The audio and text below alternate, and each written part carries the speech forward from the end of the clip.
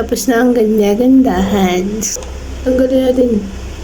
May video kasi ako nung nag-aaral pa ako maglagay-lagay ng gano'n. Ay guys, kung nakita niyo yun, ngayon hindi na.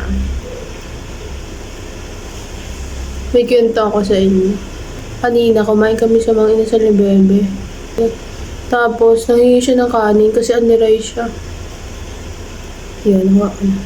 Tapos, sabi niya, 3 na para hindi balik-balik.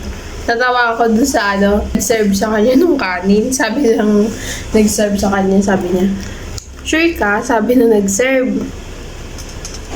Tapos sabi naman ni Bebe, Pagkatapos, nagbigay siya ng kanin. Talagang ang tagal niyang ginanong ganon. Iniskop-iskop niya talagang as in ang todo-todo. Binigay niya kay Bebe. Sabi ni Bebe, hala, ang dami naman ito.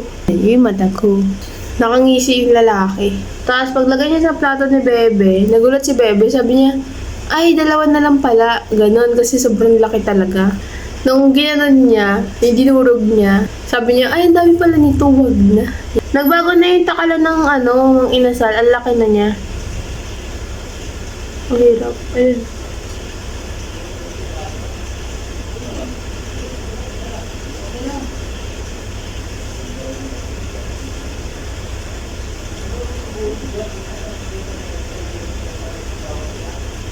Nakuha ko na. Solution.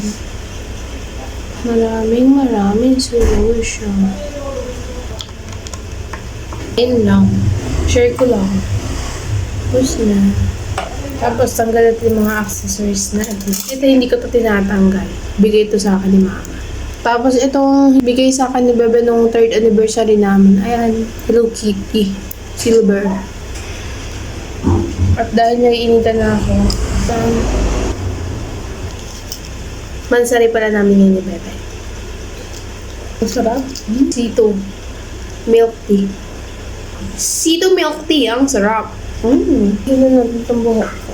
Ikot lang natin yan, guys. Sa mga sabi na hindi ko daw sinusukay yung buhok ko. Sinusukay ko po yan. Sinusuyod ko. Ayan.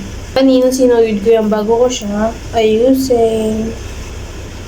Kuha lang akong ipit. Nakakuha na akong ipit. Isa lang. Tapos na. Half bath lang ako.